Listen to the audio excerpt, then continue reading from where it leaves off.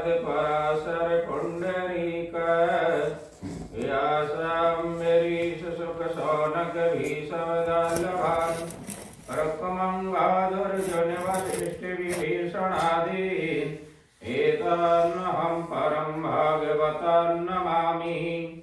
वंशकल्पतरुर्भयस्य कृपा सिन्धुभय एव च पतितानां पावनेभ्यो वैष्णवेभ्यो नमो नमः। भक्ति भगवंत गुरु चतुर्नाम बपु एक, इनके पद वंदन किए ना सैवी गनि अनेक। चार जुगन में भक्ति जी तिनके पद की धूर, सर्वस सिर धरि राखियो मेरी जीवन मोर। काहू केवल जोग जग कुल करनी की आस, भक्त नाम माला अगर उर्वश्यो नारायण दास। श्रुति फसी संसार में ताते भय अति दूर, और सुरत बांध स्थिर करो आठों पैर हजूर। भगवान कहीं गए नहीं, पर जब श्रुति जगत की तरफ निकल जाती है तो भगवान भी है, फिर दिख नहीं पाते। इसलिए श्रुति को किससे जोड़ना है? भगवान तो नहीं देखा, पर भगवान का नाम से जोड़ना है। और जब नाम से श्रुति को जोड़ दोगे तो एक दिन हृदय में जब प्रेम प्रकट होएगा तो हरि भी प्रकट हो जाएंगे, क्योंकि हरि व्यापक सर्वत्र समाना, और प्रेम ते प्रकट होए मैं जाना। पर श्रुति को किससे जोड़ना पड़ेगा? शब्द से। निस दिन संगति राचे शब्द में सुरत मिला। अगर सुरत शब्द से जुड़ जाती है तो योग हो जाता है, और सुरत जब जगत से जुड़ती है तो भोग हो गया। बस दो टप्पा की बात है, योग और भोग। इसलिए साधु क्या करते हैं कि बार बार अब ये जितने भी जो विकार हैं, जैसे काम क्रोध, इनकी तरफ नहीं देखते हैं, वो तो सुरता को शब्द से जोड़ते हैं। ये कूड़ा करकट अपना आप ही बंद हो जाए। भाई असली जो धन है उससे अगर संबंध जुड़ गया तो नकली धन तो अपना आप ही मिटेगा कि नहीं मिटेगा?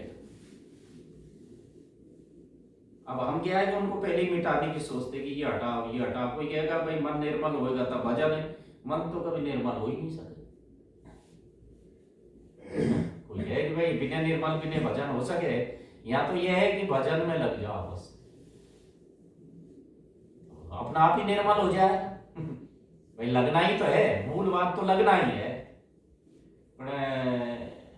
एक पूज्य महाराज जी बताते थे, भक्तमाली जी, भक्तमाली के सिद्धांत से, कि दो दोस्त थे।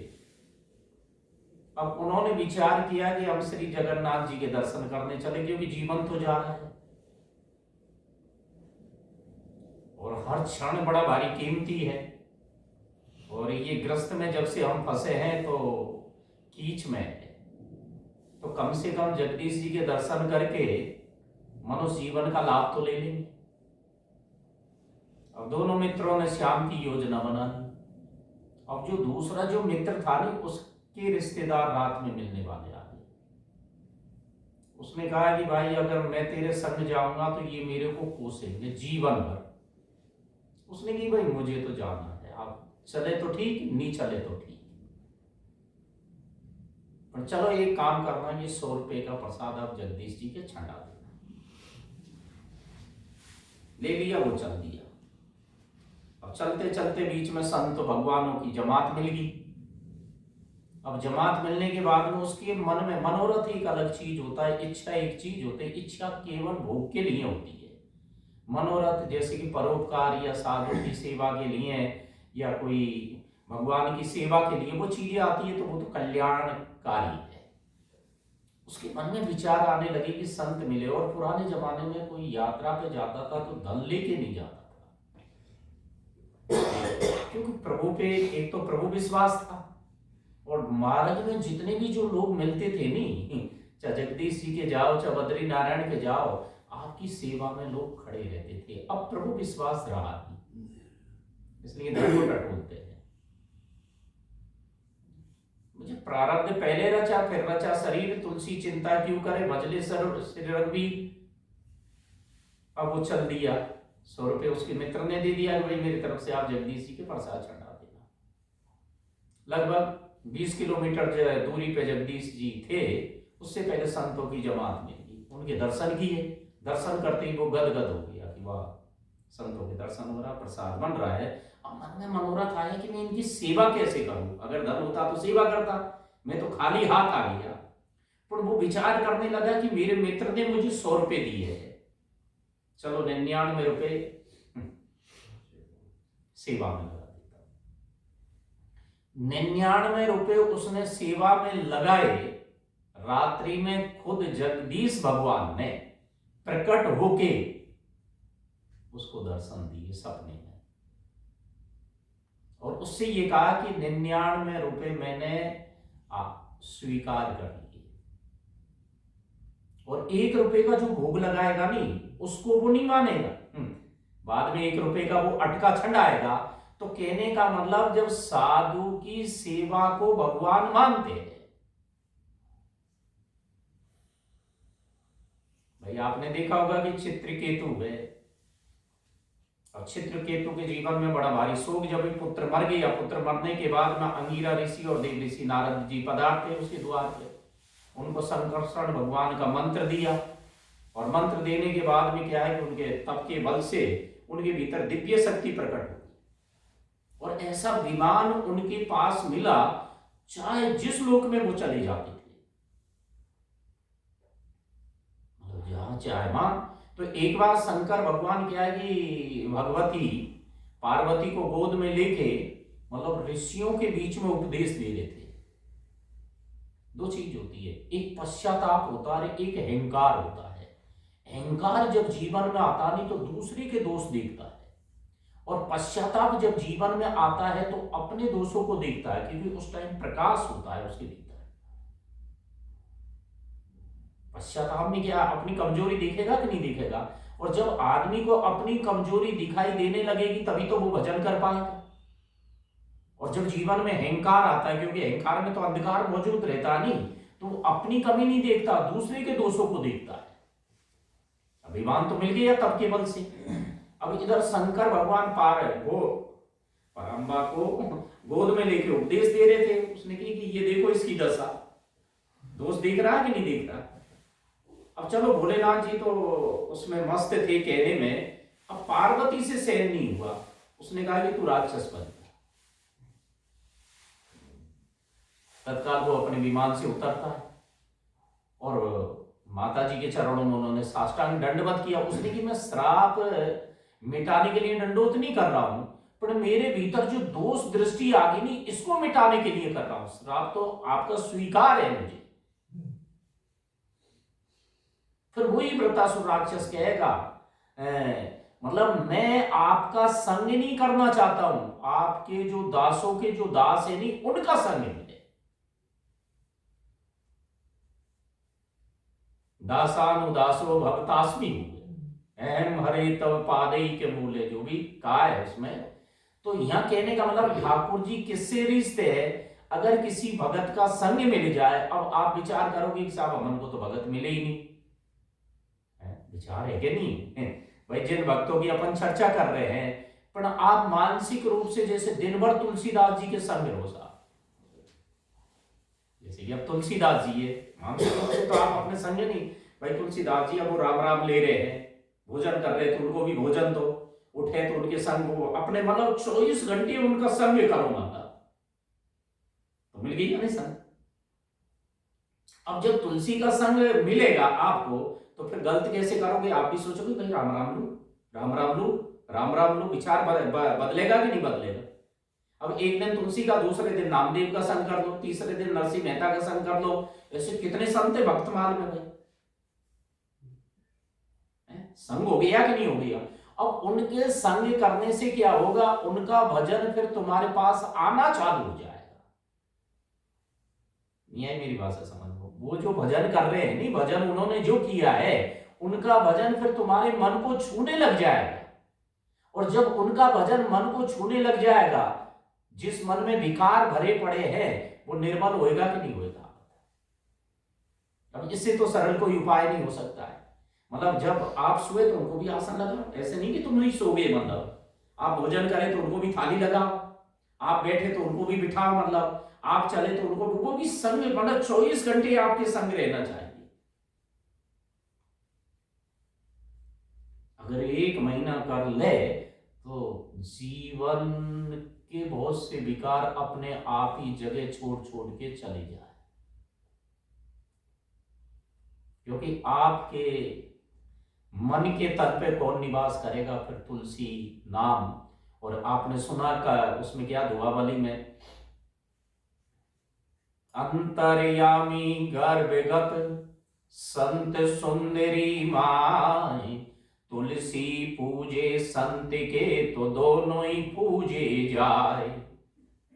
क्योंकि भगवान के संग से तो दोष भी आ सकता है, पर भगत की संगति से दोष का निवारण हो जाता है। वृत्तासुर जैसे राक्षसी है जगदम्बा में दोष देखने लग गए, तो हमारी क्या ताकत? भगवान कृष्ण का जब जन्म हुआ है तो दुर्योधन ने दोष देखे कि नहीं देखे? खुद रावण कहता है ना उसके, क्या है मैं जानता हूं तुम राम की वो त्यागी त्यागी नहीं, अगुण अमान मातु पिता, कोई गुण तो थे नहीं, इसलिए पिताजी ने उनको वनवास दे दिया। और कहते हैं निर्लोभी एक सोने के हिरण के पीछे भग रहा है, तो दोष देख रहा कि नहीं देख रहा? तो कहने का मतलब अगर भगत का संग मिलेगा तो मां जीवन में निर्दोषता आती है। जब तो कहने की जो हरि प्राप्ति की आसु है तो हरि जन गुण गाए, न तर सुकृत भुजे बीज जो तो जन्म जन्म पछताए। वृंदावन के पास एक है कहाँ है इधर, कौन सी है? इधर उत्तर और पश्चिम दिशा में वृंदावन की, जिसमें नर वाहन रहता था, जो हित हरिवंश का शिष्य था, यमुना के पल्ली तरफ रहता था, चौहान वंशी का छत्री था। पर छत्री होने के कारण पहले क्या है कि उस जमाने में 500 साल पहले यमुना में जहाज चलते थे। वीर तो था ही, वीर होने के कारण इसने यवनों से भी लड़ाइयां लड़ी। अब लड़ाई लड़ने के बाद में क्या है कि वृंदावन का राजा यही था उस क्षेत्र का, और जितने भी जो जहाज आते थे नहीं तो लूटपाट करता था।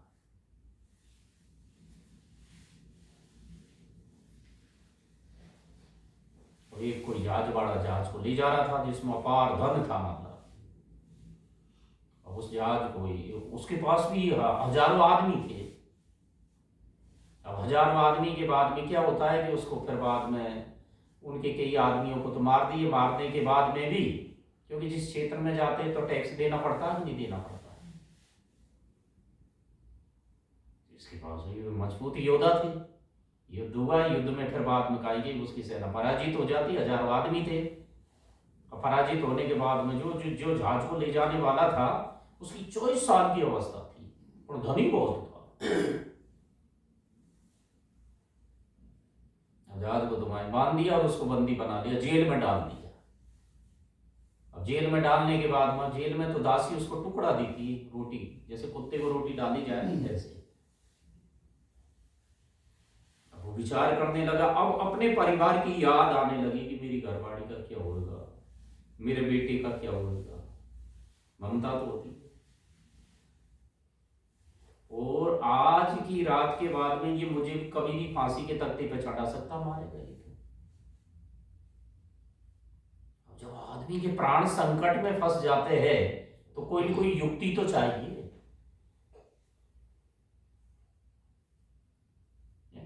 जब आदमी के प्राण संकट में फंसे जब ही तो भगवान को पुकारेगा। एक जाप अलग है, एक पुकार अलग होती है। पुकार जैसे राम का नाम लोगे तो भीतर से पुकार होगी, वो जाप नहीं, वो तो पुकार होगी, आर्तवाद हो गया। जैसे राम राम रट रहे, ये तो जाप है। और जब तुम आत्मा से रोके जपो, रोगे मतलब नेत्रों में और एक प्राणों के साथ, तो वो पुकार है, उससे परमात्मा मिलते हैं। जब वो रो रहा था, मतलब क्योंकि रात भर रोआ कि ये मुझे मारेगा, मेरी घरवाली का, मेरे बेटे का, मेरे परिवार का क्या होएगा मतलब। तो दासी को दया आ गई। रात भर तो नींद नहीं ली। अब नहीं लेने के कारण उसने देखा कि एक काम कर, ये हित हरिवंश महाप्रभु का शिष्य है और तेरे को श्री राधा वल्लभ हित हरिवंश का नाम जपना है। उसने सोची कि मरना है, अब करे भी क्या। रात भर वो रो रो के पुकारने लगा। पुकारने के बाद में वो रहता था, अपने महल में रहता था, तो आवाज आने लगी जैसे आदमी जब पुकारता है नहीं जोर से, रात में तो आवाज से बिल्कुल स्पष्ट दिखाई सुनाई देती है मतलब। तो नरवान ने विचार किया कि कोई हमारे सदगुरुदेव भगवान का नाम ले रहा है, कौन है। आखिरकार वो रात के 12 बजे जग के चल दिया। चलने के बाद उसने देखा कि जेल में तो ये तो बोलिए कि भाई ये हरिवंश कौन है, कि वो हमारे गुरु। झूठ बोला उसने। वो दासी उसको पढ़ा रही, उसी टाइम हटा दिया सब। हाँ, उसको स्नान करवाया रात में, स्नान करा के सारे कपड़े उसके बदले, और बदलने के बाद में फिर बाद में उसको गरम रोटी बनाई। फिर बाद में कि भाई गुरु को ये बात मत बताना, और जे तेरा जितना भी धन है ना उसको ले जा तू। बहुत बड़ा त्याग है कि। उसके बाद में उस जमाने में शायद कड़ा कितनी मतलब मोरे किसको भेंट की, हित हरिवंश महाप्रभु। सारी बातें उसने बता दी। पर देखो वो महापुरुष भी बड़ा भारी विलक्षण था। उसने कही कि मुझे नहीं चाहिए, साधु संतों को बांट दो ये सारी। बताते हैं कि एक बार की घटना है, कोई काशी में पंचगंगा घाट पर श्री रामानंदाचार्य जी महाराज विराजमान थे। तो उस जमाने में कोई एक राजा था, उसके बेटे को क्षय रोग हो गया था। उसने सुना कि भाई रामानंदाचार्य महाराज जी के शरण में चले जाओगे तो इसका रोग ठीक हो जाएगा। अब राजा रानी पुकारने लगे, महाराज अभी 6 महीने इस बेटे की शादी हुई है, क्षय रोग हो गया, ये मरने वाला है। उसने कहा गंगा में फेंक दो इसको। कौन फेंके गंगा में भाई, माता पिता कैसे गंगा में फेंके, मतलब फेंको गंगा में। उस बच्चे ने सोची मरना तो मुझे ये, वैसे यूं चलते चलते वो गंगा में गिर गया। 7 दिन बाद में निकला, वो बिल्कुल एकदम निरोग हो गया। तो उस जमाने में करोड़ रुपए, गिन्नी फिन्नी पता नहीं क्या होती है, वो दी। रामानंदाचार्य जी ने देखा नहीं कि बांट दो सबको। अगर हल्का सा भी लोभ होता तो मर जाता कि नहीं मर जाता। पहले के साधुओं के पास एक विशेषता थी, लोभ उनको सपने में भी नहीं छूता था। अभी तो कहा नहीं, कामी क्रोधी लालची इनते भक्ति ने होए, और भक्ति करे कोई सूरमा तो जाति वर्ण को लिखोए। उन्होंने भी छुआ नहीं। फिर बाद में जब ये घटना उन्होंने सुनी, और जैसे ही नरवाहन आया उसको हृदय से लगा लिया और तत्काल भगवान के दर्शन करवा दिए। मतलब उस बात को, भगवान में सामर्थ्य नहीं, अगर भगत जब किसी के ऊपर कृपा कर देते हैं तो काम बनता कि नहीं बनता। फिर तो उसकी चोरी फोरी जो भी ये सारी चीजें अपना आप ही छूट गई कि नहीं छूट गई। तो भगवान कृपा जीव पे करते हैं। इसलिए हमारा जो संबंध किससे होना चाहिए, भक्त से हो। और भक्तमाल में एक नहीं अनेक भक्त है भाई। तो अगर उनसे संबंध जुड़ जाता है, उनका वो जैसे ही आप उठे बैठे खावे पीवे तो जीवन की धारा बदल जाए। और नरवाहन और घाटम दास की मित्रता थी। घाटम दास थे जयपुर के, ये भी चोरी करते थे और वो भी चोरी करता था। और कहते हैं नहीं कि तुलसी तुलसी, अगर भगवान की कृपा हो जाए तो जीवन की धारा बदल जाए कि नहीं बदल जाए। टोक में खेड़ी गांव है वहां, उस जमाने में जयपुर रियासत थी। और इनके परिवार में जो भी जन्म लेते थे तो उनको एक ही शिक्षा दी जाती थी कि एक तो साधु का संग मत करना जीवन में, तो उसने की कि क्यों, अगर साधु का संग करोगे तो चोरी कौन करेगा। और ये अच्छे लोग जो अच्छी बातें सुनाते हैं नहीं, गीता भागवत की, वो मत सुनना। क्यों, तो फिर तुम्हारा बाप चोरी करेगा कि क्या। मतलब ऐसे उनको मंत्र दिए जाते हैं। जब उसने की कि अगर कान तो सुनेंगे कि कान बंद करके निकलो, उनको देखो ही मत। ठीक, और पालन वो बराबर करते थे। और ये जितने भी जो चोर थे ना, ये सब काली के भगत होते थे। और उस जमाने में जब घाटम के पागड़ी बांधी, मतलब परिपाटी के हिसाब से, तो पूरे जयपुर में तहलका मचा दिया। उसकी एक विशेषता थी, घोड़े पे चलता था वो, लूटने जाता था, पर सामान वो खुद लेके नहीं आता था। वो अपने जो है उनसे कह देता कि लेके आओ बस। राजा की यहाँ शिकायत पहुंची कि महाराज बहुत परेशान कर रखा घाटम ने, ये परेशान कर रखा, तो क्या किया जाए। उसने की कि 1 लाख इनाम घोषित कर दिया, अगर उसको कोई पकड़ के लाएगा तो 1 लाख। और पैसे के कारण सारे कर्मचारी काम करेंगे कि नहीं करेंगे, सब धन तो सबको चाहिए, पैसा तो बहुत बुरी बीमारी है। अब योजना बनाने लगा कि भाई इसको कैसे, अब किसी की हिम्मत नहीं कि उसके बारे में ये बता सके कि ये कहाँ रहता है, क्या खाता है, कैसे सोता है।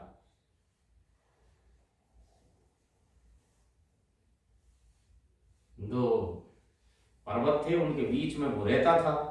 तो वो पुलिस के नहीं भेक बदल के रात्रि में, जैसे कि इस सर्दी का ही मौसम था, और सर्दी के मौसम लोग अगाड़े पे तापते कि नहीं तापते। वो पूछने लगे कि भाई यहाँ घाटम, और कौन बताए। और एक बूढ़ा ने कहा कि मेरा नाम मत लेना, नहीं तो जिंदा मार देगा मुझे। ये तो पर्वत है नहीं इसके भीतर, यहाँ वो रहता है, रात में निकलता है वो, सारा उसका वो बता दिया। घोड़े पे चलता है, चोरी करने वो जाएगा, वो सामान नहीं लाएगा, वो तो घोड़े पे बैठ के आ जाएगा। थोड़ी बातें हुई, बातें होने के बाद में जब उसने की कि एक और विशेषता, वो काली का भगत है।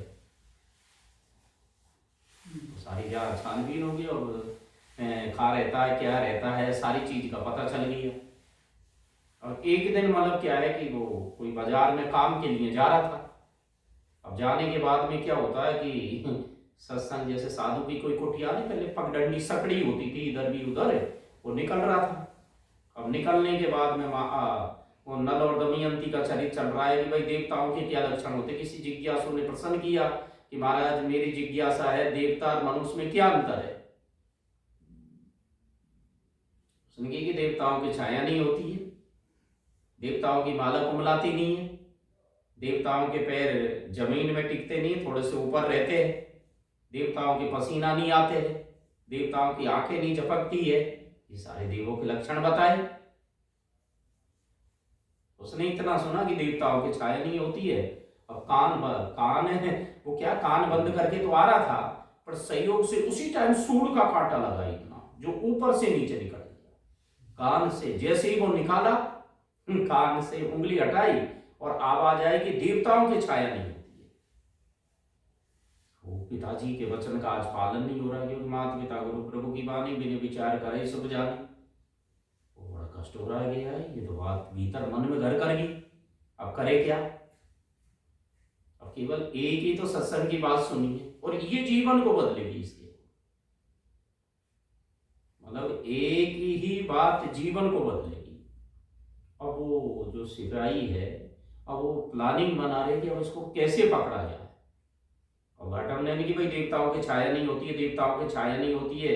अपनी जगह जा पहुंचा। जाने के बाद में रात्रि में उन्होंने कहा कि भाई देवी की पूजा करे, तो एक काला कलूटा आदमी पकड़ लिया जो देवी जैसा ही, और उसका देवी का श्रृंगार कर दिया, और खड़ग वगैरह सारी चीजें। और कोई इधर छुप गया, कोई इधर झाड़ियों में इधर उधर छुप गए वो सिपाही। उन्होंने विचार किया जब देवी का ये पूजन करने आएगा, और जब आंख बंद करेगा, जो भी करेगा, फिर आसानी से पकड़ लेंगे। जैसे ही वो देवी के पूजन के लिए देखा कि देवी के दर्शन हो, तो एकदम गदगद, वहां से लोग पर जैसे ही देवी के निकट आया तो उसको छाया दिखाई दी। अब देखो, चोर भी सत्संग की बात मान रहा है, मान रहा है कि नहीं मान रहा है। अब उसने देखा कि छाया कि मान लेता हूं, वो भगा एकदम। सिपाही तो एक बार थोड़े दिन, वो तो रोजी ने भगने का काम करता है नहीं। अब पीछा किया पर मिला ही नहीं। पर आज उसने बैठ के विचार किया, जैसे मनु विचार करें कि हो यने विषय वैराग भवन बसत चौथेपन हृदय बहुत दुख लाग। हृदय में दुख होना चाहिए। जन्म गयऊं हरि भगति विनय। आज अब चलो, इसने तो अपने प्राणों के बारे में विचार किया, अगर मैं उस संत की बात नहीं मानता तो आज मेरे जीवन का अंतिम दिन था। और चलो, एक बात से ये जीवन इतना अच्छा रह गया, अब मुझे क्या करना चाहिए। विचार आ गया कि नहीं आ गया? इसको कहते हैं विचार, इसको कहते हैं प्रकाश। हल्का सा इतना भी आदमी अगर बैठ के विचार करने लग जाए तो उसकी जीवन की धारा बदल जाए।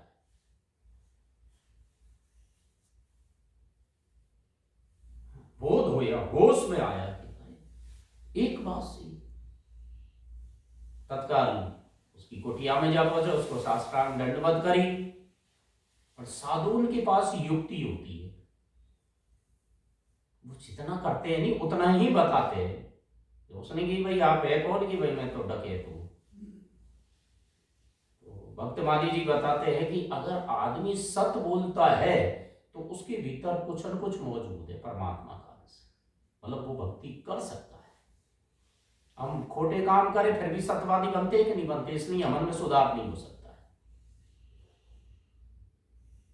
उसने कही कि भैया फिर क्यों आया तू हमारे पास? कि आपकी एक बात सुनी हमने जीवन में कि देवताओं की छाया नहीं होती है, इसलिए हमारे प्राणों की रक्षा होगी। अब हमने विचार किया कि कुछ और बात मिल जाए तो आगे जीवन की यात्रा हो जाए। उसने सोचा कि चलो, और एक बात नोट कर लो, मैं डकैती करना नहीं छोड़ूंगा।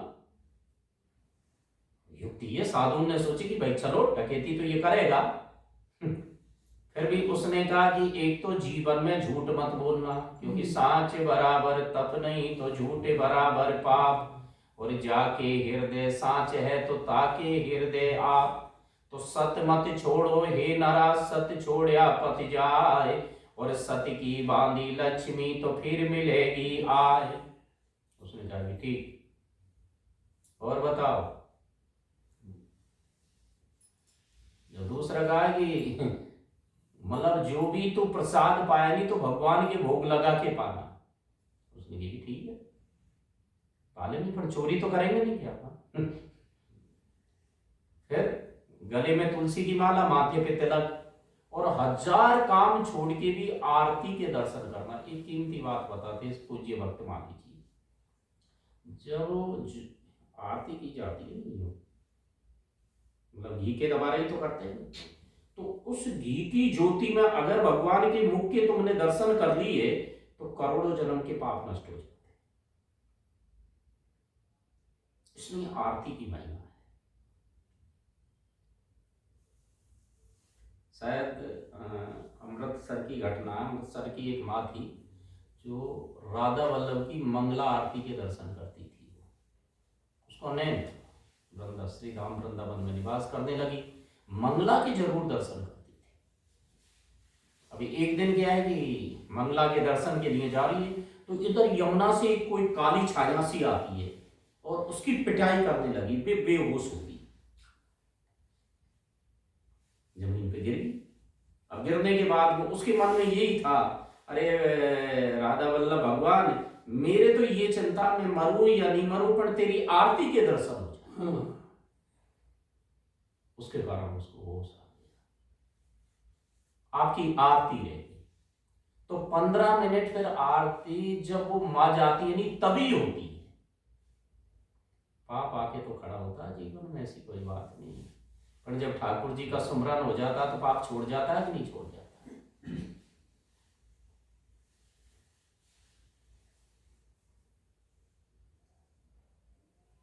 ठाकुर जी कृपा तो जरूर करते।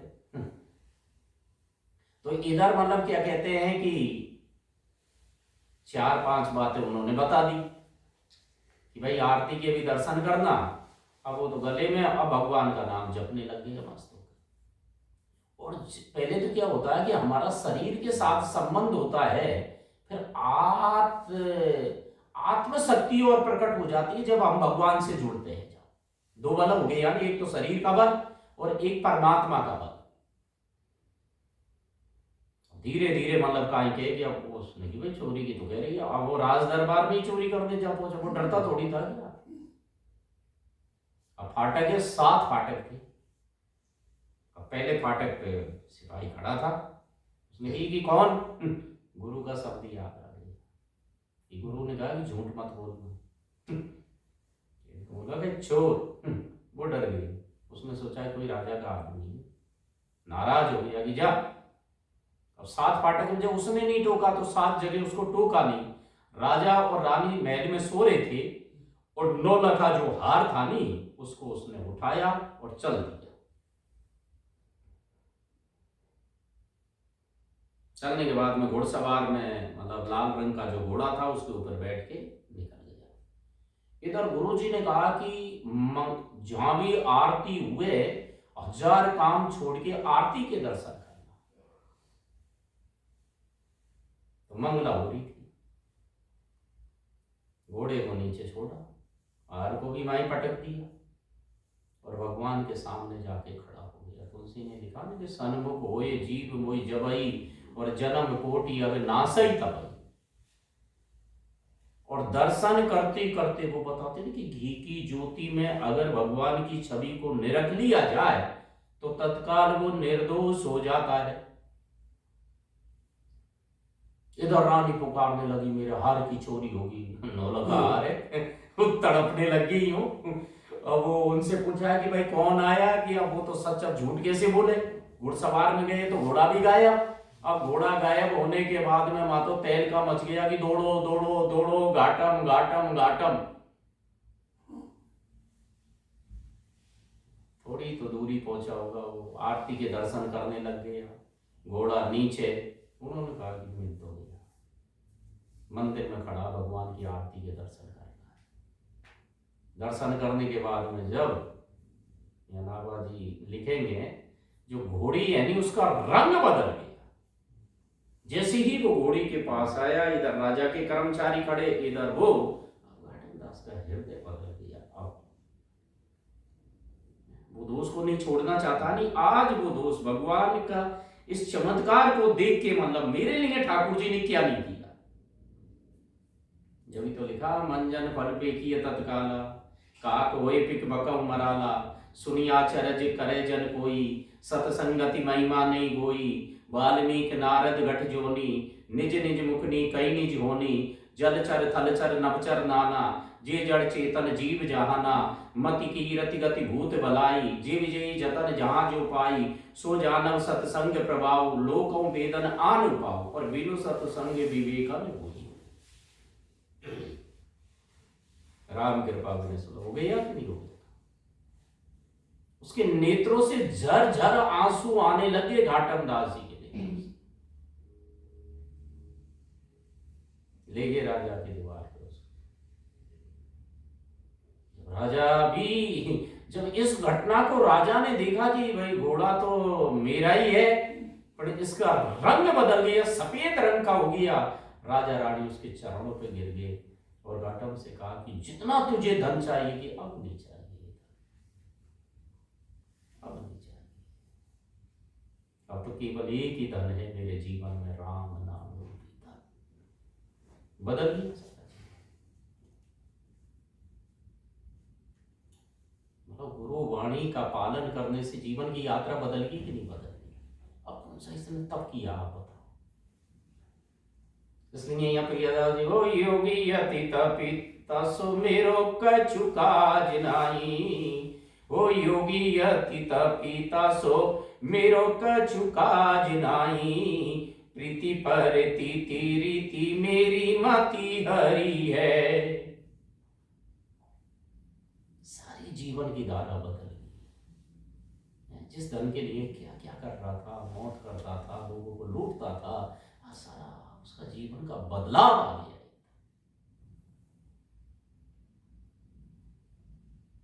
एक बार की घटना है, राजा ने कहा कि भाई घाटम दास आपको चोरी का बहुत अच्छा अभ्यास है, पर एक काम करो, आप ये जो गोविंद देव जी के आभूषणों की चोरी करो।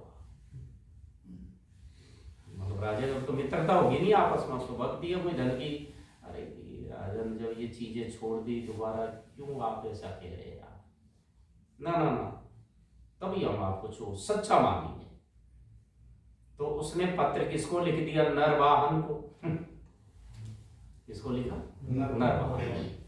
उसने जुक्ति तो पूरी लगाई, पर अब चोरी कैसे की जाए? तो नरवाहन फिर पहुंचते हैं खान जयपुर आ गए। अब उन्होंने विचार किया कि गोविंद देव जी के आभूषणों की चोरी कर दी, पर करे कैसे? अब दोनों ने जुक्ति सोची। जुक्ति क्या सोची कि दोनों बन गए उदयपुर की महारानी। अब आगे पीछे सेना लगा दी। सेना लगाने की भाई महारानी साहिबा श्री गोविंद देव भगवान के दर्शन के काजे पधार दी। अब वहां तो पुजारी बाहर निकाल दिए। और निकालने के बाद वहां आभूषण की चोरी जो भी निकाल के लकली फकली लगा लगू के और वो ले गए। और जय जय जय करते हुए पैसे फेंकते हुए और वो चले गए। और घाटम दास राजा के पास बैठा कि अरे भाई चोरी हुई कि नहीं हुई? तो उसने की चोरी तो होगी, कई दिन हो गए राजा। उसने की अभी तक तो हमारे पुजारियों ने बताया नहीं। वहां तो जो उसने की जाके देखो सही ढंग से, तो देखा तो आभूषणों की चोरी। वो जो आभूषण थे वो राजा ने ले दिए कि पता भी नहीं चला, फिर भी काम बन गया कि नहीं बन गया। तो कहने का मतलब ये जो सारी शक्ति जो देते हैं वो भगवान ही देते हैं।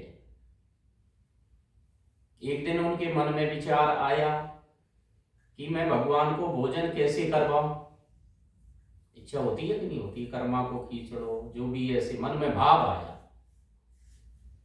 तो जब भाव आने के बाद में उसने बाजरा की रोटी और ग्वार की फड़ी बनाई और भगवान के भोग लगाए। पर भगवान जागे तो अब जैसे कि किसी जमाने में मतलब जैसे बांके बिहारी है, श्रीनाथ जी है, तो इनके पर्दा थोड़ी लगा। पर्दा तो जब से कपट आया ना तब से पर्दा चालू हुआ, नहीं तो ऐसे सामने खाते थे कुछ।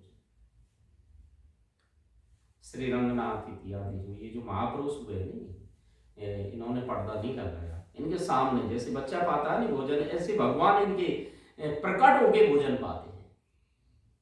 हम पर्दा लगाओगे क्या? आप बताओ। अब 3 दिन हो गए, अब भगवान पाए कि क्या? फिर बताते हैं, वो कहने लगे, लिखा प्रियादास जी कि पहले तो मैं यूं ही खातो, अब तो ना कर खा बाछा। गले में माला माथे तिलक, थाके निमित्त लगा बाछा। मैंने तो इतनो कर दियो, थाने कीनो काई जी। और घाटम दास जाति को मीणो, तारोगे के नाई जी। वो कहने लगा कि पहले तो मैं बिना स्नान करके भोजन करता था, और जब से साधु संगति मुझे मिली है तो गले में तुलसी की माला और माथे पे तिलक है। और इतना मैंने त्याग किया फिर भी भगवान मेरे सन्मुख नहीं आ रहे। तो उसके लिए तो बहुत बड़ा त्याग है कि नहीं? तो उसी टाइम विचार किया, मैंने तो इतना कर दियो, थाने कीनो काई जी। फिर लाठी उठाई और लाठी उठाते ही जैसे ही भगवान के मारने लगा तो शांताकारं भुजग शयनम, वो शालिग्राम भगवान की जो शिला थी नहीं उसमें से भगवान प्रकट हो गए। और प्रकट होने के बाद में बाजरा की रोटी और ग्वार की फड़ी खाने लगे। गीता के 15 दूसरा का 65 प्रसाद सर्व दुख का नाम। भाई जैसा अन्न खाओगे वैसा मन ही तो बनेगा, जैसा पानी पियोगे वैसी वाणी। अब भगवान का प्रसाद पाओगे। अब ये जितने भी है नहीं अपन कपड़े फपड़े जो है सब जहरी तो है, तो अगर भगवान के भोग लगा दिया जाए तो ये सारी निर्दोषता जीवन में आ जाए। अब यूं पाओगे तो विषय को ही तो पा रहे हैं, क्योंकि तुम्हें निवेदित भोजन करई। तो घाटम भी विचार करने लगे कि 3 दिन से हम भी भूखे बैठे हैं और भगवान का प्रसाद तो मिलना चाहिए। उन्होंने कहा कि बहुत हो गई, हमें भी भूखा। तो पाया, और पाते ही जैसे ही पाया तो फिर शरीर रोमांचित हो गया, और रोमांचित होने के बाद में बार बार भगवान के चरणों में गिरने लगा। कहने का मतलब यहाँ प्रेमा भक्ति का जन्म, क्योंकि राम भगति बिनु जल रघुराई, और अभी अंतर मल कबहु ने जाओ। भगवान के दर्शन की कीमत नहीं, आपके हमारे हृदय में प्रेम जग जाए बस। अगर प्रेम है तो भगवान आएंगे कि नहीं आएंगे? आपने देखा होगा पुंडरीक जो भगत माता पिता की सेवा कर रहे थे, श्री विठलनाथ भगवान वहां जा पहुंचे, खुद कृष्ण भगवान और माता पिता के चरण सेवा कर रहे थे। नहीं, उसने कहा कि मैं आ गया। सेवा छोड़ के अगर भगवान की तरफ चले जाते हैं तब तो काम बिगड़ेगा कि नहीं बिगड़ेगा? उसने ईंट दी कि खड़ा रहे, तो भगवान यूं खड़े हो गए, कभी आप जाओगे यूं खड़े। आज भी विठलनाथ, विठलनाथ बिट का मतलब ईंट ही होता है, इसलिए विठलनाथ ही उसका नाम पड़ गया बाद में। और उसकी तरफ देखे नहीं, भगवान की तरफ। उसने कहा मैं जा रहा हूं, जा। अरे भाई, जब मैं माता पिता की सेवा करूंगा जब भी तो तू आएगा, और नहीं सेवा करूंगा तो अभी छोड़ के जाने वाला है। अगर हृदय में प्रेम है तो परमात्मा आएंगे कि नहीं आएंगे? और हृदय में से यदि प्रेम निकल गया तो फिर परमात्मा दोबारा कैसे लौट के आएंगे भाई?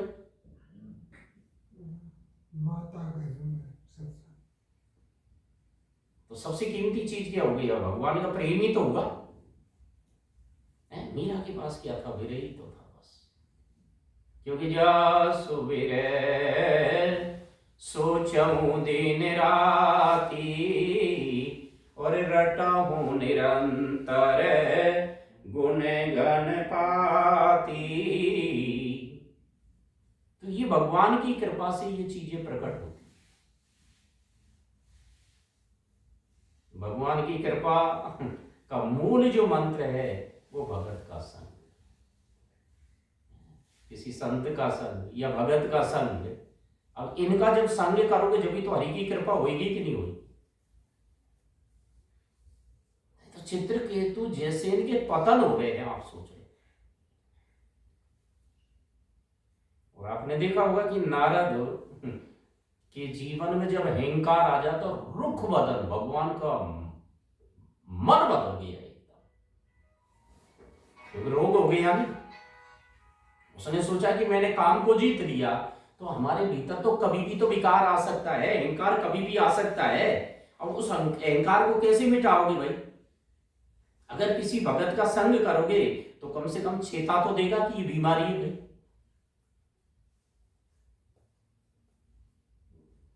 जबकि नारद किसका प्रिय नहीं है मतलब, पर जब शिव जी के पास पहुंचते हैं कि मैंने काम को, और शिव जी की जब बात शिव जी ने बहुत समझाया, पर जैसे ही विष्णु के पास पहुंचा तो रुक एकदम देख लिया कि ठीक। बच्चा जब रोगी हो जाता है तो माता पिता उदास हो जाते हैं कि नहीं हो जाते? अब यहाँ भगवान विष्णु को पता चल गया कि मेरे भगत के रोग हो गए, एकदम रुख बदल बिल्कुल चेहरा बदल, क्योंकि अहंकार रूपी रोग आ गया। अब वो नहीं तो वो विश्व मोहिनी इतना लंबा चौड़ा नगर करना, ये करना, बंदर करना, ये करना, सारी लीला करेंगे कि नहीं करेंगे? क्योंकि औषधि देनी है, नारद जी की रखवाड़ी करनी है। जब दंडकारण्य वन में भगवान राम 14 साल का वनवास लेके, नारद जी के कारण ही तो है श्राप।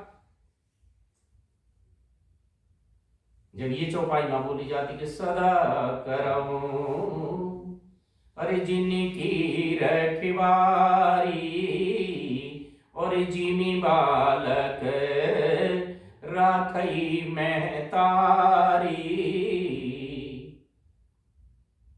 जैसे महतारी बालक की रखवाड़ी करती है, वैसे ही मैं अपने भगत की रखवाड़ी करता हूं।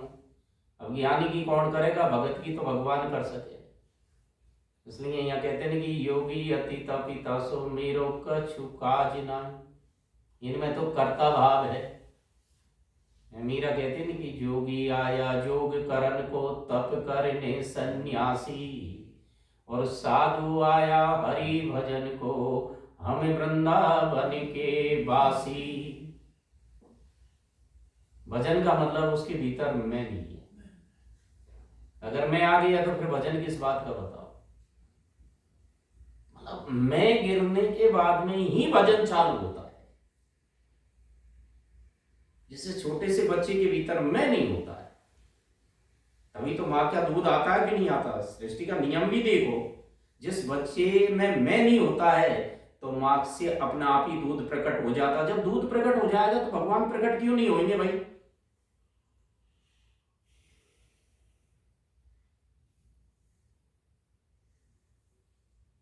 सबसे बड़ा जो शत्रु है अहंकार, विमूढ़ आत्मा। अगर ये अहंकार रहेगा तब तक तो भजन बनेगा भी नहीं, और भजन बनेगा तो ये अहंकार उसको खाता रहेगा बराबर।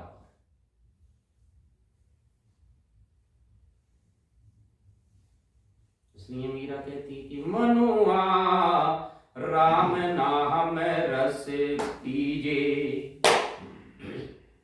तज कुसंग सतसंग बैठ नित, हरि चर्चा सुन लीजे। मनुआ राम नाम रस पीजे, काम क्रोध मद मोह लोभ को, ये विकार है। और जब तक ये है तब तक जगत है। काम क्रोध मद मोह लोभ को, चित से बहाए दीजे। मनुआ राम नाम रस पीजे। मीरा के प्रभु गिरधर नागर, मीरा के प्रभु गिरधर नागर, ताई के रंग में भीजे। मनुआ राम नाम रस पीजे। अब जब पियोगे तभी तो अमर होगे कि नहीं हो। कोई कोई इसको पी पाता है। तुलसी भी कहते हैं कि रे सट मना, अरे वो धूर्त मन राम रट। और जब भगवान का नाम जपेगा जब भी तो विकार छोड़ के जाएंगे। क्योंकि सबसे बड़ा जो शस्त्र है कलयुग में वो केवल भगवान नाम है। क्योंकि कलयुग केवल नाम ही आधारा, कलीन कर मन भगत विवेको, राम नाम अवलंबन एको। और श्री कबीरदास जी भी कहते हैं कि भक्ति विमुख धर्म सो अधर्म करि गायो, जोग यज्ञ व्रत दान भजन विन तुच्छ दिखायो। आपने सुना होगा श्री पद्मनाभ जी का नाम। पद्मनाभ जी को सरस्वती ने प्रकट होकर आशीर्वाद दिया कि त्रिलोकी में तुझे कोई पराजित नहीं कर सकता। पद्मनाभ जी, जिसके लिए छप्पा लिखा नाभाजी ने, कबीर कृपा से परम तत्व पद्मनाभ पर चोलयो। हाँ जी, पद्मनाभ पर चोलयो। साधु जी महानिधि मंत्र नाम सेवा पूजा, साधु जी जप तप तीरथ नाम, नाम बिन और न दूजा। साधु जी नाम प्रीत नाम बैर, नाम कई नामी बोले। साधु जी नाम अजामिल साकी, नाम बंधन से खोले। राम निकट नाम अधिक रघुनाथ से, राम निकट हन मते कयो। हाँ जी, राम निकट हन मते कयो। कबीर कृपा ते परम तत्व पद्मनाभ पर चोलयो। हाँ जी, पद्मनाभ पर चोलयो। उनके पीछे हजारों गाड़ियां चलती थी और काशी में जा पहुंची। वैसे भी बड़ा लंबा चौड़ा, जैसे कुंभ का मेला लगे नहीं ऐसे, ओ बड़े भारी सेवक खड़े हैं। पद्मनाभ जी आए, खलबली मच गई काशी में। और उनको पता है कि पद्मनाभ जी के आगे कोई टिक भी नहीं पाएगा शास्त्रार्थ में। अब सब मिलके खा गए विश्वनाथ भगवान के द्वार पे। कि महाराज पद्मनाभ जी आए हैं और हम शास्त्रार्थ उससे कर नहीं सकते हैं, तो उसने की कि घबरा मत, कबीर के पास भेज दो। कबीर के पास पद्मनाभ जी से कहा कि देखो ये तो काशी नगरी है, इसमें बड़े बड़े विद्वान बैठे हुए हैं, हमारे गुरु कबीरदास जी, अगर उससे तुम हारोगे जीतोगे, वो हार गया तो काशी हार गई, वो जीत गए तो काशी जीत गई, बस। उसने कहा ठीक, अब अहंकारी है नहीं, मतलब विद्या जो पढ़ी जाती है तो उसका तो अहंकार आता है कि नहीं आता, पर विद्या पढ़ने का फल क्या है कि विवेक होना चाहिए, और विवेक का फल क्या है, सत्य असत्य का बोध होना चाहिए। सत्य क्या है कि भगवान के भजन में लग जाए, वही तो पढ़ाई है। क्योंकि सब मत कर खगनायकिया और करहि राम पद पंकज निया, राम भजन बिनु सुनऊ खगेसा और मिटहि जीवन केरि कलेसा। वो तो अकड़ के कबीर के पास गया, जब उसने की मेरे शास्त्रार्थ करो, जो उन्होंने की मैं नहीं करता। विद्वानों ने कहा कि महाराज विश्वनाथ जी का हुक्म है, जो मसीह कागज छुओ नहीं, कि भाई मैं तो कोई पढ़ा लिखा तो हूं नहीं। उसने कही कि भाई मेरे को तो पट्टा चाहिए, पढ़ा लिखा हो या नहीं हो, वो तो भाषा ही ऐसी बोलेगा नहीं, कुछ प्रश्न पूछो मेरे से, आप तो लिखे दे दो बस। महात्मा तो महात्मा ही है, और कबीर तो उलट भाषी बोले हैं नहीं, और उलट भाषी तो उसकी बड़ी खतरनाक है। बोले को चीटी चाली सासरे नौ मन काजल लाए, हाथी लियो गोद मेरे ऊंट रही लिटकाए, अंडा था तब बोल तारे बच्चा बोलत नाय, सड़ दर्शनी संशय पड़ी जीव को सूझे नाय, पहले दही जमाइए पीछे धुइए गाय, और बछड़ा बाका पेट मेरे माखन हाट बिकाए, पहले मैं जन्मिया पीछे भाई, और धूमधाम से बाबो जन्म्यो पीछे मोरी माई। अब काई समझे वो पंडित। एक अचंबो हमने देखियो गधा के दो सींग, एक अचंबो हमने देखियो गधा के दो सींग, और गले में रस्सी डाली खींचे अर्जुन भीम, एक अचंबो हमने देखियो कुआं में लागी आग, कीचो कांदो जल गई और मछली खेले फाग, एक अचंबो हमने देखियो बंदर दुए गाय, दूध दही तो अपने खाए माखन बनारस जाए। तो कबीर की उलट भाषी प्रसिद्ध है कि नहीं है? गीता में एक श्लोक है, मूल मद ऐसा के मस्वतम प्रारुरभ्ययम छंदांसी यस्य पर्णानि यस्तम वेद से वेद विधि। उलट भाषी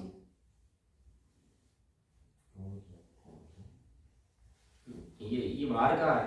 गुरु ने मंगाई चेला न्यामत लाना, पहली न्यामत आटा लाना, गांव शहर के पास न जाना, पहली न्यामत आटा लाना, गांव शहर के पास न जाना, हाट बाजार के छोड़ के बच्चे, हाट बाजार के छोड़ के बच्चे, झोली भर के लाना, गुरु ने मंगाई चेला न्यामत लाना, दूसरी न्यामत जल भर लाना, कुआं बावड़ी के पास न जाना, दूसरी न्यामत जल भर लाना, कुआं बावड़ी के पास न जाना, अरे गंगा जमुना छोड़ के बच्चे, गंगा जमुना छोड़ के बच्चे, तुम्ही भर के लाना, गुरु ने मंगाई चेला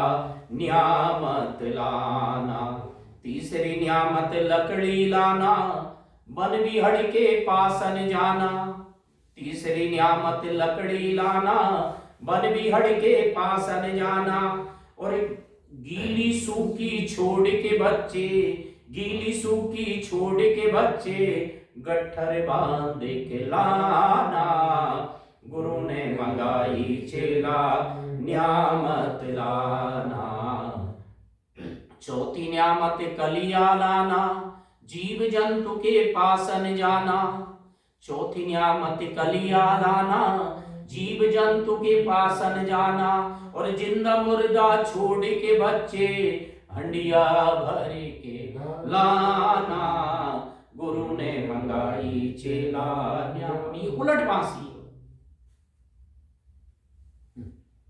इसने तो कबीर ने तो इतना ही पूछा, समझ के पढ़ा कि ये पढ़ के समझा? अहो कहो कबीराय, मतलब समझ के पढ़ा कि ये पढ़ के समझा? अरे समझ के कोई चीज को अपन समझे, जैसे कि सुखदेव भगवान ने मां के पेट में सारी चीजों को समझ लिया, तो वजन में लग गया कि नहीं लग गया? और बहुत से पढ़ के फिर समझ के फिर भी वजन में लगेंगे कि नहीं लगेंगे? समझ के पढ़ोगे जब भी वजन करना पड़ेगा, और पहले पढ़े और फिर समझोगे जब भी वजन करना पड़ेगा कि नहीं करना पड़ेगा? वो बोलती उसकी बंद, पंडित राज गयो चकराए। उसने की संध्या होगी भाई, संध्या का टाइम हो गया कि अभी तो भाई ये शास्त्रार्थ को थोड़ा रोका जाए। तो उसने की कोई बात नहीं, जाओ तो। अब जाने के बाद में गंगा स्नान किया, गंगा स्नान करके संध्या वंदन करने लगा, और संध्या वंदन करते करते एक पीपल था जिसमें कितने ब्रह्म राक्षस बैठे हुए थे। एक ने कहा कि इस डाली पे मत बैठे, ये डाली रिजर्व है। तो उसने की किसके लिए? कोई प्रेत आ रहा था उसमें कि ये पद्मनाभ जी शरीर छोड़ने के बाद में ब्रह्म राक्षस बनेगा, और ये डाली उसके लिए। पहले उससे पूछ किया जाए। अब ये बात कौन सुन रहा है? पद्मनाभ जी सुन रहा है। तो सोचा कि इतना सारा करने के बाद में फिर भी ब्रह्म राक्षस बनना पड़ेगा। जब उसने की कि इसकी कोई सदगति का कोई साधन है क्या? उसने की कि अगर कबीर की शरण में जाए तो इसकी सदगति हो सके। ओ नंगे पैर दौड़ा, और उसने कहा आओ पंडित राज। अब पंडित कहा उसने, क्योंकि अहंकार छोड़ दिया। जिसके बाद में फिर अब उसने की कि अब कुछ नहीं करना, केवल राम का नाम लिया। नाम महान निधि मंत्र, नाम ही सेवा पूजा, जप तप तीरथ नाम, नाम बिन और न दूजा। नाम प्रीत नाम बैर, नाम कई नामी बोले, नाम अजामील साकी, तो नाम बंधन को खोले। उसने कोई तीर्थ नहीं किया, जप नहीं किया, कुछ नहीं किया, केवल राम ही तीर्थ है, राम ही सब कुछ है, राम ही पूजा, सब कुछ राम को माना।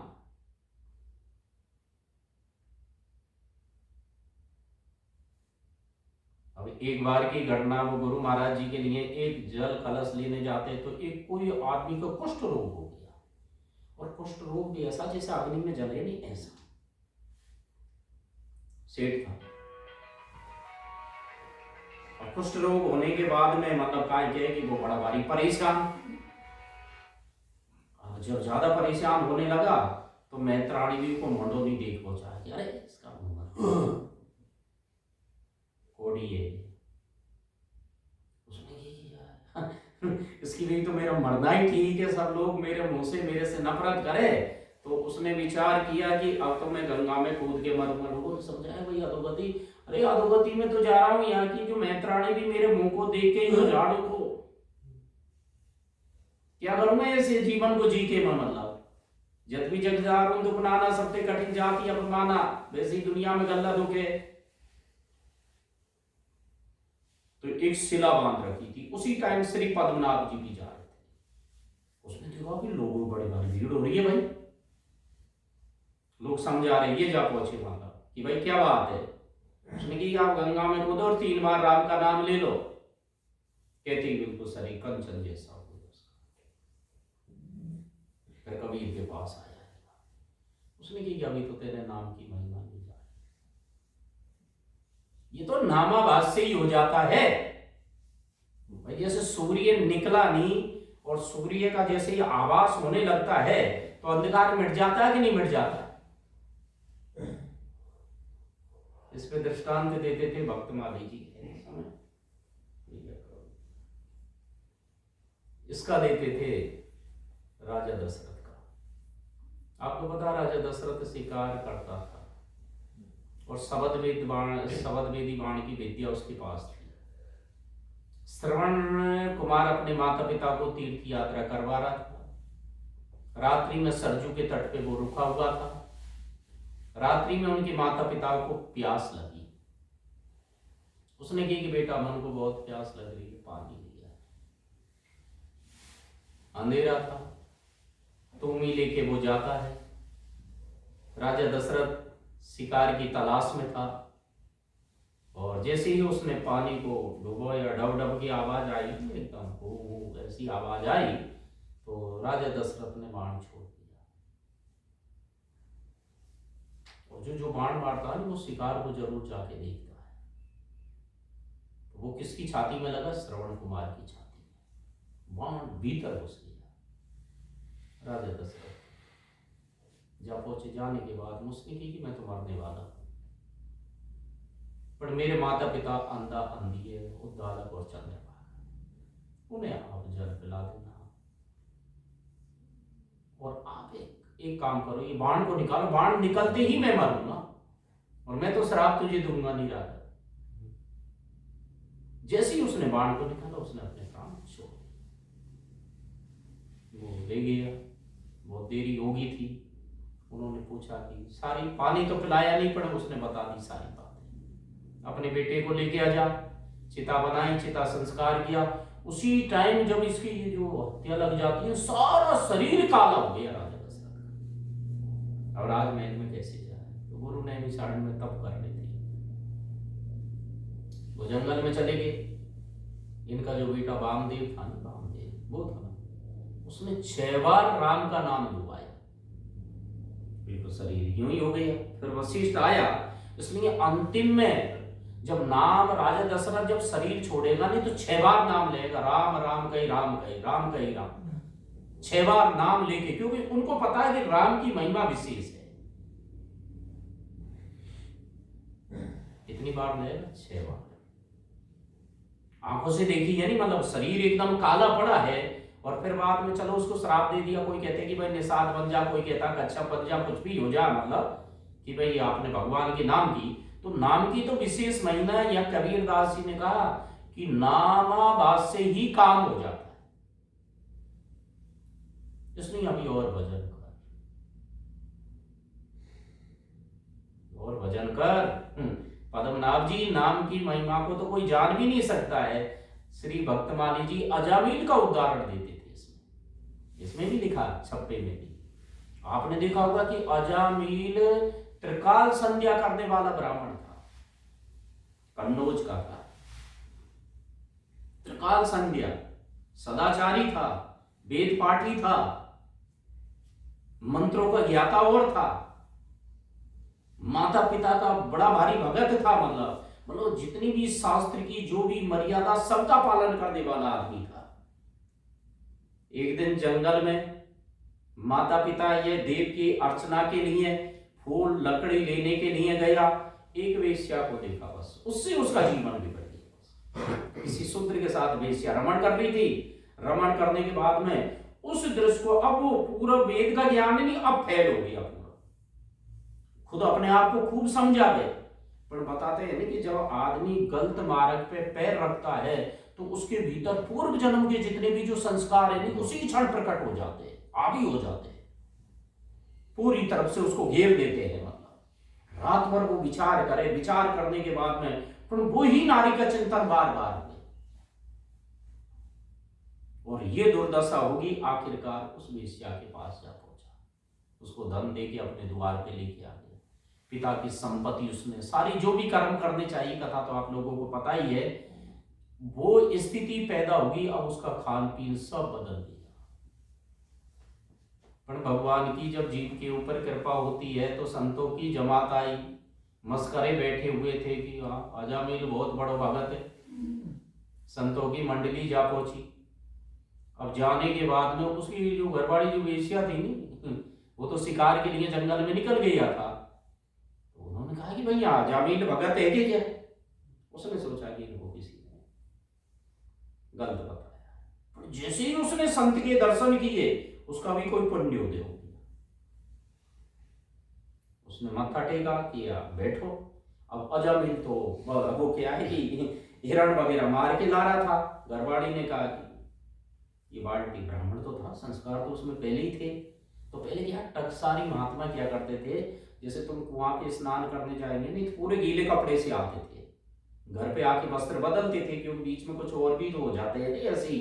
तो सारा गीला कपड़ा वगैरह उसने की ठाकुर जी की पूजा करेगा, फिर अपन को दंडोत करने आएगा, तो उसने वस्त्र वगैरह बदल के फिर वो रोने लगा जोर से।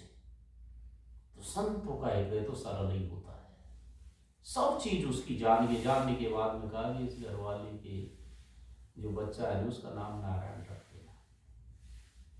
तो वो नारायण पुकारा तो भगवान के पार्षद आ जाते हैं, इधर यम के आते हैं, आपको कथान का तो पता ही है। फिर जैसे ही अब यहाँ मुक्ति नहीं होती है, उसके कोई विमान नहीं आता, तत्काल वो नारायण शब्द से ही उसका चित्त बदल जाता और भगवान के पार्षदों के उसने दर्शन कर लिए। फिर वो हरिद्वार पहुंचता है और हरिद्वार फिर बाद में अन्न जल का त्याग करके फिर साधन करता है, क्योंकि साधन धाम मोक्ष कर द्वारा और पायन जी पर लोक सवारा। फिर विमान में बैठ के जब भगवत धाम हो जाता है। इसलिए तजोरी मन हरि विमुखन को संग जा संग ते। और आज सबसे खतरनाक को संग हो गया, आप जहां भी बैठोगे पर चर्चा के अलावा कुछ नहीं, सब लोग इसी में लग रहे हैं। अपना लक्ष्य तो भूल गए कि नहीं भूल गए, तेरी मेरी ओ ऐसी ऐसी बातें करेंगे, मतलब अब वहां क्या आदमी जग पाए।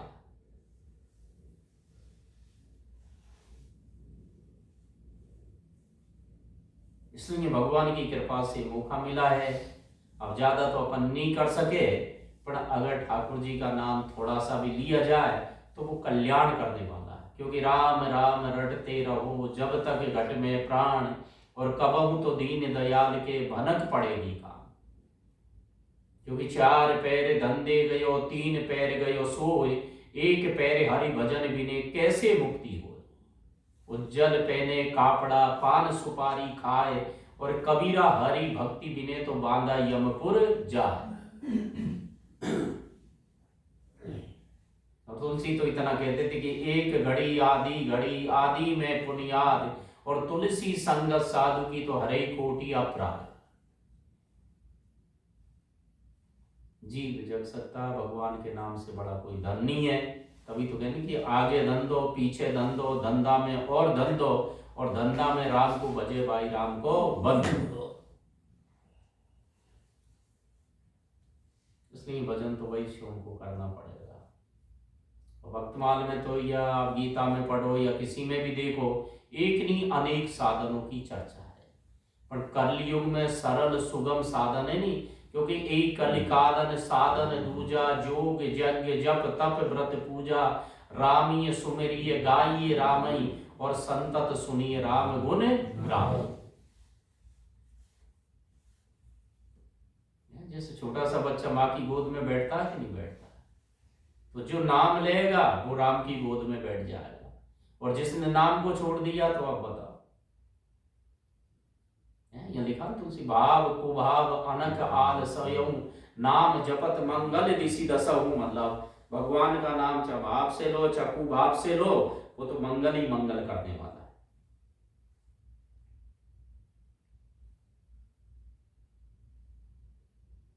ये है भाई बातें। तो ये भजन कौन सो गावा? मैं तो हूँ भगतन को दास। बोले गा लो। मैं तो होरे भगतन कर दास, भगत मेरे मुकुट मणि। मैं तो हूँ भगतन कोरे दास, भगत मेरे मुकुट मणि। मैं तो हूँ भगतन कोरे दास, भगत मेरे मुकुट मणि। ओ मुकुट मणि मेरे मुकुट मणि। ओ मुकुट मणि मेरे मुकुट मणि। वो मैं तो हूँ भगतन कोरे दास, भगत मेरे मुकुट मणि। मैं तो हूँ भगतन कोरे दास, भगत मेरे मुकुट मणि। मुझको भजे भजू मैं उनको हूँ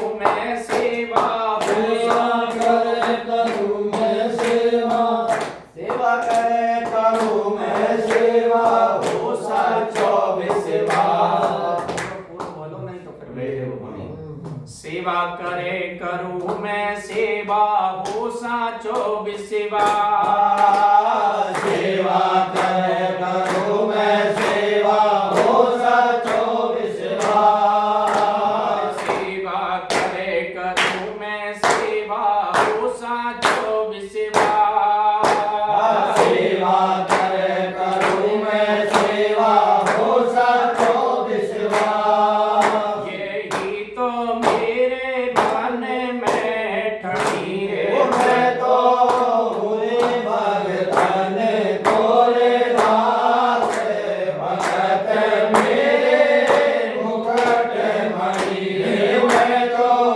हुए भगतन तोरे दास भगत मेरे मुकुट मणि ओ मुकुट मणि रे मेरे मुकुट मणि ओ मुकुट मणि रे मेरे मुकुट मणि ओ मैं तो हुए भगतन तोरे दास भगत मेरे मुकुट मणि मैं तो हुए भगतन तोरे दास भगत मेरे मुकुट मणि झूठा खाऊं गले लगाऊं नहीं जाति को ध्यान झूठा खाऊं गले लगाऊं नहीं जाति को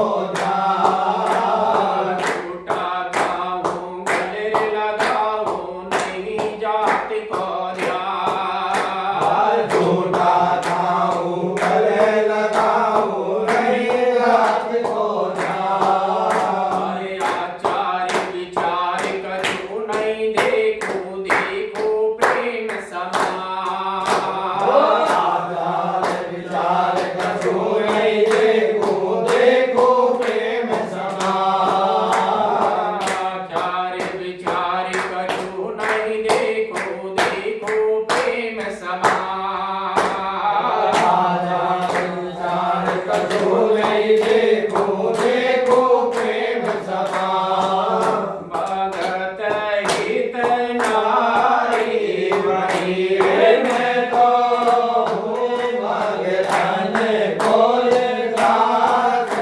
भगत मेरे मुकुट मणि मैं तो हुए भगतन कोरे दास भगत मेरे मुकुट मणि ओ मुकुट मणि रे मेरे मुकुट मणि ओ मुकुट मणि रे मेरे मुकुट मणि ओ मैं तो हुए भगतन तोरे दास भगत मेरे मुकुट मणि मैं तो हुए भगतन तोरे दास भगत मेरे मुकुट मणि पग चापू और सेज बिछाऊं नौकर बनु रे हजार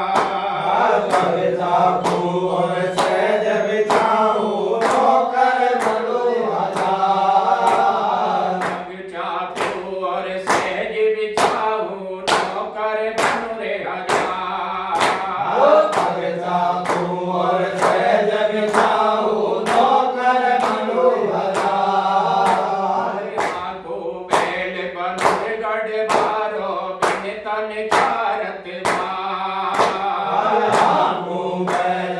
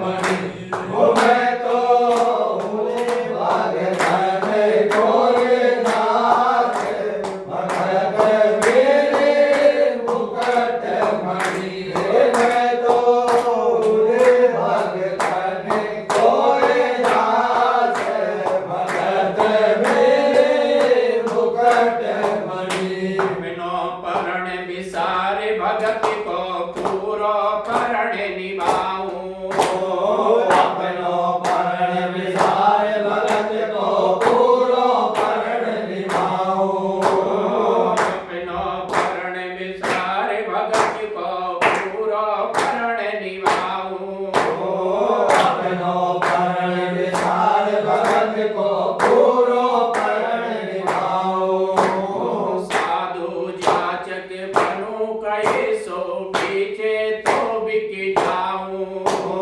साधु जाचक बन गए सो बेचे तो बिक जाऊं साधु जाचक बनूं कहे सो पीछे तो बिक जाऊं साधु जाचक बन गए सो बेचे तो बिक जाऊं मैं क्या कहूँ घड़ी रे मैं मैं तो हूँ भगवान तोरे दास भगत मेरे मुकुट मणि मैं तो हूँ भगवान तोरे दास भगत मेरे मुकुट मणि ओ मुकुट मणि रे मेरे मुकुट मणि ओ मुकुट मणि रे मेरे मुकुट मणि ओ मैं तो हूँ भाग्य धन गोरे दास भगत मेरे मुकुट मणि मैं तो हूँ भाग्य धन गोरे दास भगत मेरे मुकुट मणि गरुड़ छोड़ बैकुंठ त्याग के नंगे पावन दाऊं गरुड़ छोड़ बैकुंठ त्याग के नंगे पावन गाऊं गरुड़ छोड़ बैकुंठ त्याग के नंगे पावन दाऊं गरुड़ छोड़ बैकुंठ त्याग के नंगे पावन गाऊं राजा भीड़ पड़े भगतों पे ताता दौड़ो जाऊं राजा भीड़ पड़ी भगतों पे टाटा दौड़ो जाऊं राजा भीड़ पड़े भगतन पे ताता दौड़ो जाऊं राजा भीड़ पड़ी भगतन पे टाटा दौड़ो जाऊं खबर नहीं करूँ अपनी मैं तो हूँ भगतन गोरे दास भगत मेरे मुकुट मणि मैं तो हूँ भगतन गोरे दास भगत मेरे मुकुट मणि ओ मुकुट मणि रे मेरे मुकुट मणि ओ मुकुट मणि रे मेरे मुकुट मणि ओ मैं तो हूँ भगतन गोरे दास भगत मेरे मुकुट मणि मैं तो हूँ भगतन गोरे दास भगत मेरे मुकुट मणि जो कोई भक्ति करे कपट से उसको भी अपनाऊं जो कोई भक्ति करे कपट से उसको भी अपनाओ जो कोई भक्ति करे कपट से उसको भी अपनाऊं जो कोई भक्ति करे कपट से उसको भी अपनाओ राम नाम और दंड भेद से सीधे रास्ते लाऊं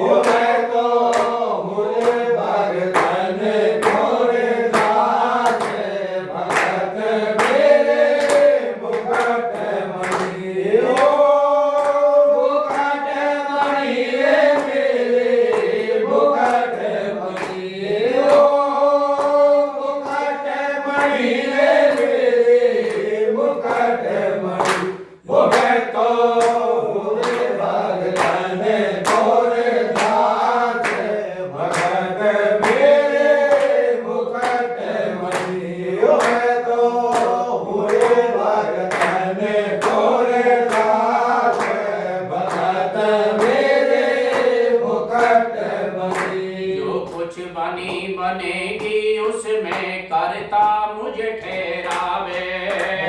जो कुछ बनी बनेगी उसमें करता मुझे ठहरावे।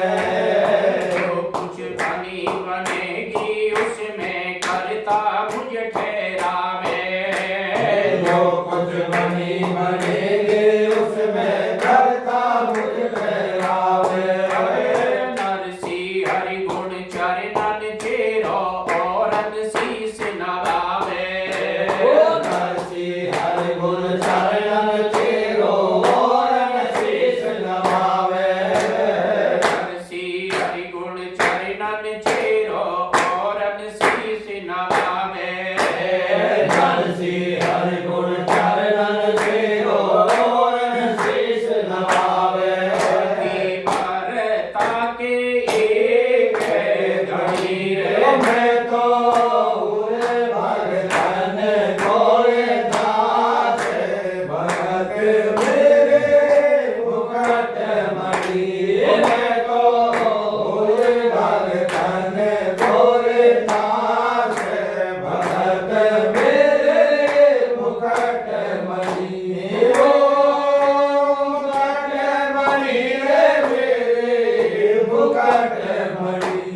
ओ मुकुट मणि रे मेरे मुकुट मणि। ओ मैं तो पूरे भगतन तोरे दास भगत मेरे मुकुट मणि। ओ मैं तो पूरे भगतन तोरे दास भगत मेरे मुकुट मणि। भगतन को दास भगत मेरे मुकुट बोला तो काव दिन हाथ लगाई दूंगी मत फोड़े दही की मटकी। बोला तो कायदे हाथ लगाए दूंगी मत फोड़े दही की मटकी। कोई कायदे हाथ लगाए दूंगी मत फोड़े दही की मटकी। मत फोड़े दही की मटकी। मत फोड़े दही की मटकी। मत फोड़े दही की मटकी। मत फोड़े दही की मटकी। कोई कायदे हाथ लगाए दूंगी मत फोड़े दही की मटकी। कोई कायदे हाथ लगाए दूंगी मत फोड़े दही की मटकी। मैं ग्वालिन हूँ बरसाने की। मैं ग्वालिन हूँ बरसाने की। मैं ग्वालिन हूँ बरसाने की। मैं ग्वालिन हूँ बरसाने की। तेरी दोष में नहीं आने की।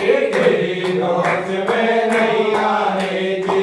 तेरी दोष में नहीं आने की। तेरी दोष में नहीं आने की। तेरो रास्ता बंद कराए दूंगी मत फोड़े दही की मटकी। कोई कायदे हाथ लगाए दूंगी मत फोड़े दही की मटकी। कोई कायदे हाथ लगाए दूंगी मत फोड़े दही की मटकी। मत फोड़े दही की मटकी। मत फोड़े दही की मटकी। मत फोड़े दही की मटकी। मत फोड़े दही की मटकी। कायदे हाथ लगाए दूंगी मत फोड़े दही की मटकी। कोई कायदे हाथ लगाए दूंगी मत फोड़े दही की मटकी। मात जसोदा से के आई। मात यशोदा से कह आई। मात जसोदा से के आई। मात यशोदा से कह आई। घर चल तेरी हुए पिटाई। घर चल तेरी हुए पिटाई। घर चल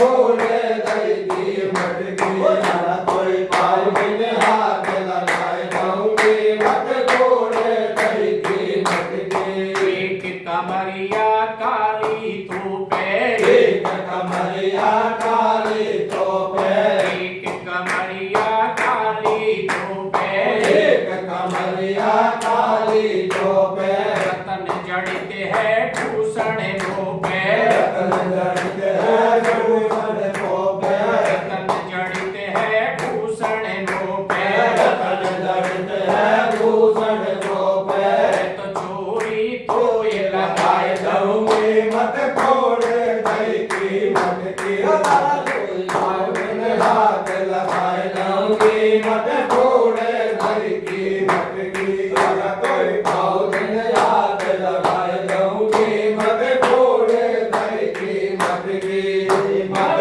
घोड़े दही की मटकी मत घोड़े दही की मटकी मत घोड़े दही की मटकी मत घोड़े दही की मटकी तुझे पाँव बिन हाथ लगाए जाऊंगी मत घोड़े दही की मटकी दादा तुझे पाँव बिन हाथ लगाए जाऊंगी मत घोड़े दही की मटकी एकं भूषण गिर गयो नाला एक भूषण गिर गयो लाला एकं भूषण गिर गयो नाला एक भूषण गिर गयो लाला बंदे फिरेंगे सब ही ग्वाला बंदे फिरेंगे सब ही ग्वाला बंदे फिरेंगे सब ही ग्वाला बंदे फिरेंगे सब ही ग्वाला जेल में बंद कराए जाऊंगी मत घोड़े दही की मटकी दादा कोई झील में बंद कराए जाऊंगी मत घोड़े दही की मटकी कोई पाँव बिन हाथ लगाए जाऊंगी मत घोड़े दही की मटकी मत घोड़े दही की मटकी मत घोड़े दही की मटकी मत घोड़े दही की मटकी मत घोड़े दही की मटकी दादा कोई पाँव बिन हाथ लगाए जाऊंगी मत घोड़े दही की मटकी दादा कोई पाँव बिन हाथ लगाए जाऊंगी मत घोड़े दही की मटकी मेरी तेरी प्रीत पुरानी मेरी तेरी प्रीत पुरानी मेरी तेरी प्रीत पुरानी मेरी तेरी प्रीत पुरानी मोहन तुम नाही पहचानी मोहन तुम नाही पहचानी मोहन तुम नाही पहचानी मोहन तुम नाही पहचानी नैना बीच बताई जाऊंगी मत घोड़े दही की मटकी कोई नैना बीच बसाए जाऊंगी मत घोड़े दही की मटकी कोई पाँव बिन हाथ लगाए जाऊंगी मत घोड़े दही की मटकी कोई पाँव बिन हाथ लगाए जाऊंगी मत घोड़े दही की मटकी मत घोड़े दही की मटकी मत घोड़े दही की मटकी मत घोड़े दही की मटकी मत घोड़े दही की मटकी पाँव बिन हाथ लगाए जाऊंगी मत घोड़े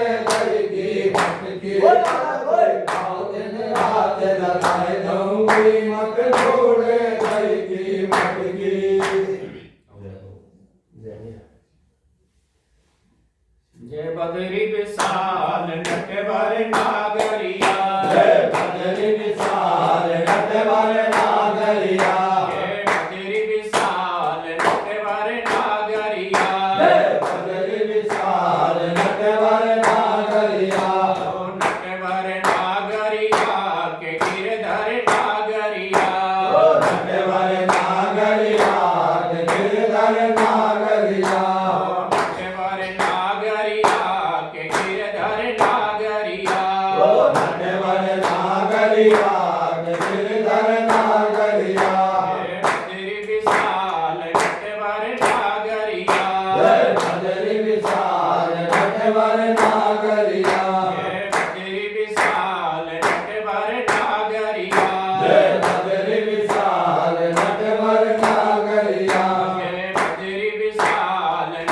नटवर नागरिया जय बजरी विशाल नटवर नागरिया जय बजरी विशाल नटवर नागरिया जय बजरी विशाल नटवर नागरिया जय बजरी विशाल नटवर नागरिया जय बजरी विशाल नटवर नागरिया जय बजरी विशाल नटवर नागरिया जय बजरी विशाल नटवर नागरिया बद्री नारायण भगवान की जय श्रीमान नारायण भगवान की जय श्री सीताराम भगवान की जय श्री बालकृष्ण भगवान की जय श्री विश्वनाथ भगवान की जय श्री हनुमान जी महाराज की जय श्री सुंदरी माता की जय श्री भक्त और भगवान की जय अपने अपने गुरु गुरु महाराज की जय जय जय श्री राधे जय जय श्री राधे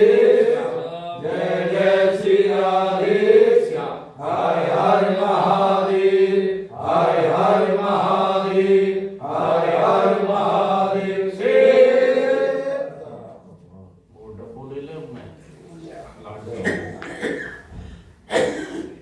भंडारों से प्रसाद है दियो भाई सब अरे, हाँ